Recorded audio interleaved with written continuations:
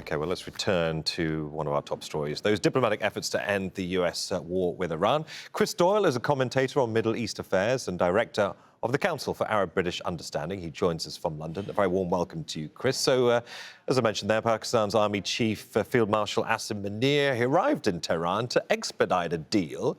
Why has Pakistan succeeded, do you think, in holding this mediation channel together against the all odds, I think it's probably fair to say, where traditional Western and regional mediators perhaps failed?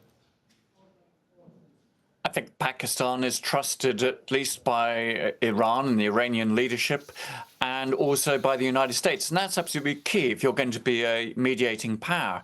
It has also been backed up by key regional actors, be it Saudi Arabia, Egypt, Qatar, Turkey. In doing this, they've been giving support. So Pakistan, at least for the moment, occupies that particular position.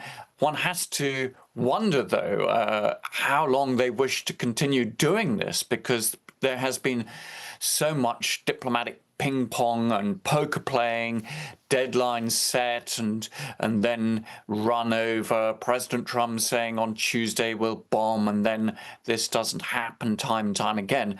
So it must be a very frustrating and exhausting process for all the mediators involved.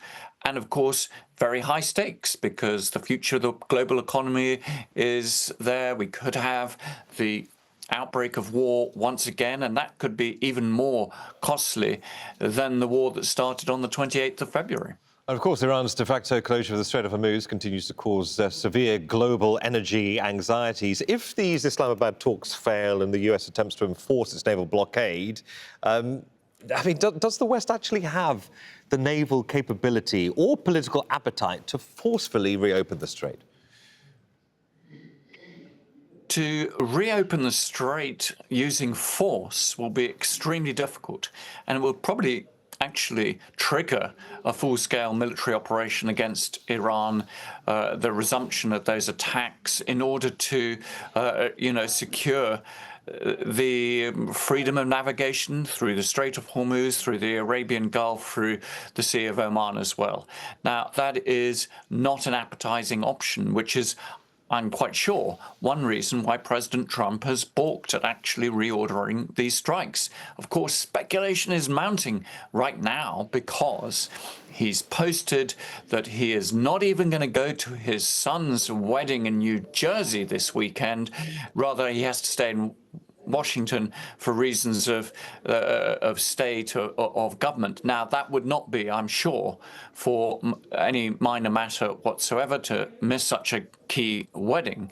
And I think that's fueling the belief that it's reached a breaking point, that either you get a deal over the line with Iran, or there is going to be a resumption of military activity.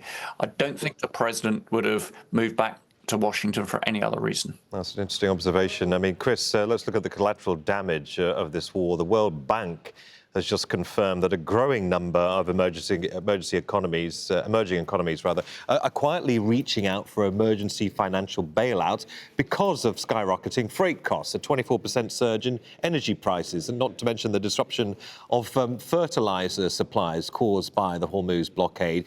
Given how precarious global debt already is, are we looking potentially at a wave of sovereign defaults if these Pakistan-mediated talks fail this week?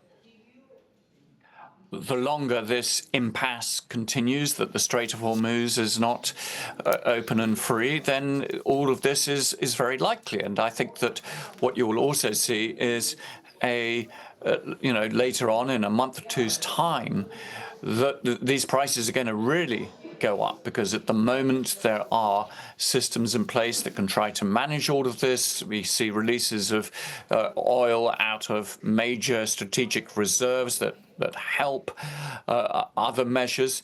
But there will come a point where the absence of oil and gas coming out of the Gulf, but also phosphates, is going to really see an even more horrendous impact on the global economy, in these countries. As you say, those in debt as well are really going to face a struggle. All right, Chris, many thanks for your thoughts and analysis on all of this. Chris Doyle, Director of the Council for Arab-British Understanding, joining us there from London. Thanks, Chris.